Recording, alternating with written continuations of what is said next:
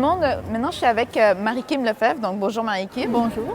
Qui va nous présenter aujourd'hui la revue Protégez-vous, le guide annuel des jeux et jouets pour enfants, qui présente notamment les consoles, les applications, donc pour le temps des fêtes. Donc, Marie-Kim, du côté de la PlayStation 4, au niveau des consoles, est-ce que tu peux me parler un peu plus de cette console-là, justement? Bien sûr. La PlayStation 4 est très puissante, donc ce qui est idéal pour les amateurs de jeux vidéo. Elle est un peu moins familiale que la Wii U et un peu moins dispendieuse que la Xbox One, mais tout de même très bien. Elle est munie d'un lecteur de disque Blu-ray qui permet aux utilisateurs d'écouter des films. Ce qui est très intéressant aussi avec cette console-là, c'est que ceux qui veulent jouer des parties multijoueurs, ils ont la possibilité de jouer avec la caméra PlayStation Eye. L'inconvénient, c'est qu'elle est vendue séparément de la console au coût d'environ 60 $, mais c'est très utile aussi pour jouer justement multijoueur. Les jeux de la PS4 sont compatibles avec la console portable PS Vita de Sony, donc c'est très intéressant. OK. Est-ce qu'il y a des inconvénients pour cette console-là? Oui, bien, il y en a quelques-uns. Premièrement, la caméra est moins puissante que celle de la Xbox One. Les jeux sont incompatibles avec la PS3 et les jeux de la PS3 sont incompatibles avec la PS4, donc il faut vraiment renouveler son lot de jeux. Et sinon, il y a un abonnement payant pour jouer en ligne. Donc, est-ce que tu peux me donner un exemple de jeu qu'on pourrait acheter pour aller avec cette console-là? Oui, il y a le Drive Club. C'est un jeu de course au coût d'environ 60 $. Le but, c'est de piloter un bolide de course. Et ce qui est intéressant surtout avec ce jeu-là, c'est qu'il a la possibilité de jouer, d'envoyer des défis sur les téléphones intelligents de nos amis pour essayer de battre nos records entre nous. Ah, c'est bon. Et maintenant pour la Wii U, est-ce que tu peux me parler un peu plus de cette nouvelle version de la Wii?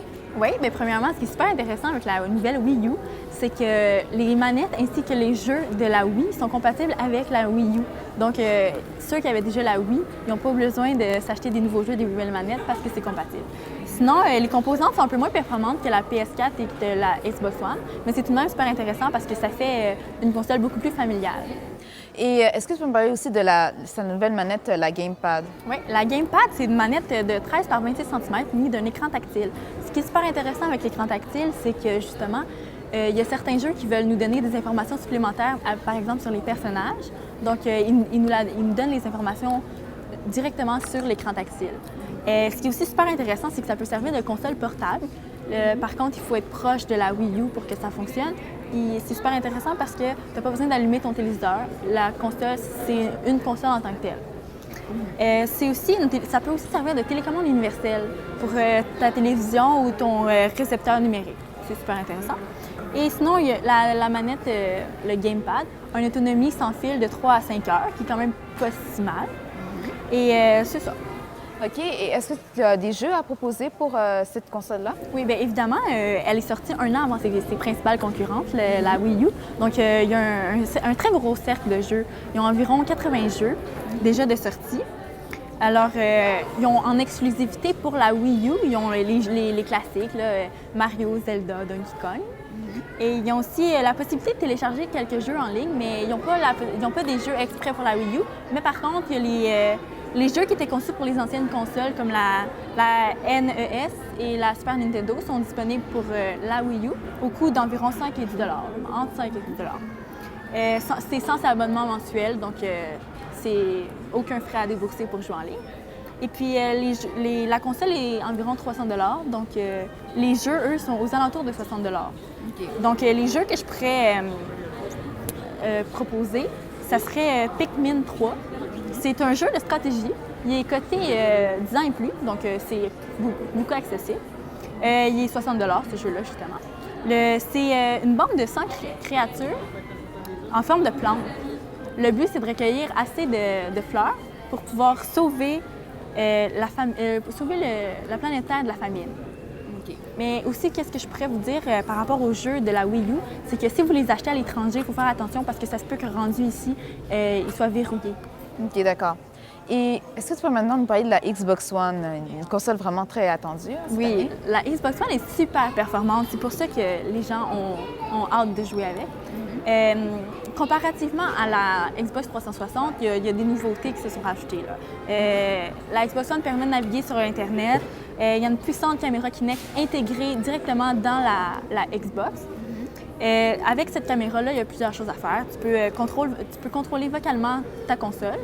Tu peux aller sur Skype, parler avec des amis directement à partir de ta console. Tu peux te servir de ton corps comme manette. Tu n'as pas besoin d'avoir de manette puisque la caméra capte tes mouvements.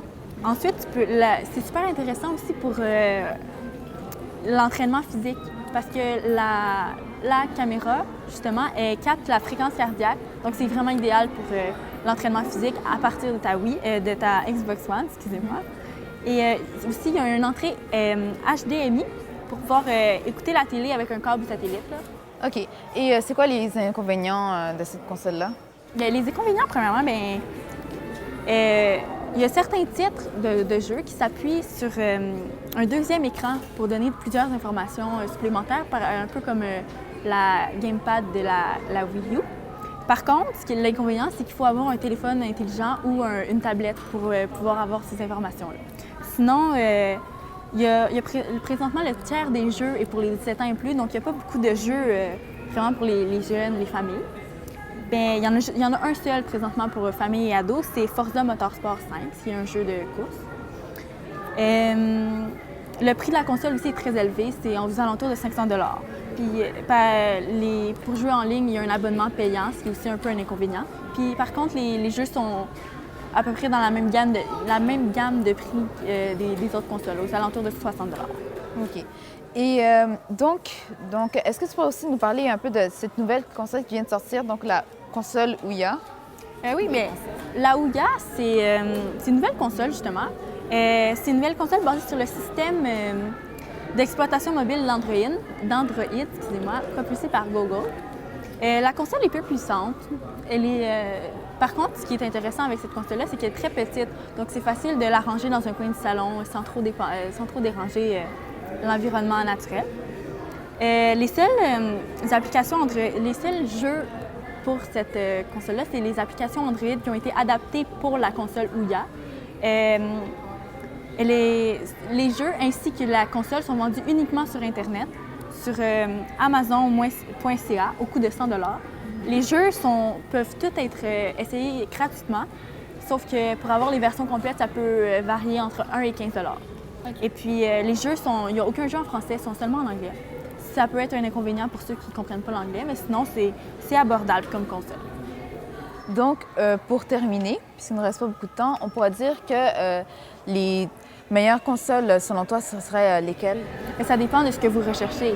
Comme les familles, pour eux, ça pourrait être la Wii U pourrait être plus intéressante pour une famille, mais quelqu'un qui recherche vraiment la puissance et des jeux plutôt violents et tout, ce serait peut-être plus se tourner vers la Xbox One ou la PS4. Tout dépendant de ce qu'on recherche. Alors, merci beaucoup, Marie-Kim. On rappelle que la revue Protégez-vous est disponible dans tous les kiosques au coût de 9 $.